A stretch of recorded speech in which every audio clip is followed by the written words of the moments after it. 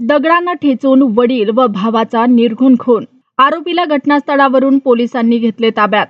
जुन्नर तालुक्यातील पारगाव तर्फे मड परिसरात एक धक्कादायक घटना घडली असून मुलानेच वडील आणि भावाची दगडांना ठेचून हत्या केल्याची घटना समोर आली आहे.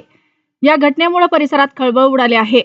मिळालेल्या माहितीनुसार जयराम महादू मुकणे वय वर्ष 65 आणि त्यांचा मुलगा राजू जयराम मुकणे वय वर्ष 30 यांचा दगडाने ठेचून निर्घृण खून करण्यात आला. या प्रकरणी बाबाजी जयराम मुकणे वय वर्ष 32 याच्यावर खुनाचा आरोप असून पोलिसांनी त्याला घटनास्थळावरून ताब्यात घेतला आहे. घटना घडल्यानंतर परिसरातील नागरिकांनी मोठी गर्दी केली होती.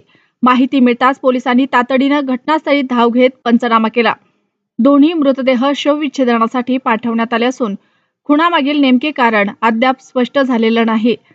पोलिसांकडून आरोपीची चौकशी सुरू असून या दुहेरी हत्येप्रकरणी पुढील तपास सुरू आहे.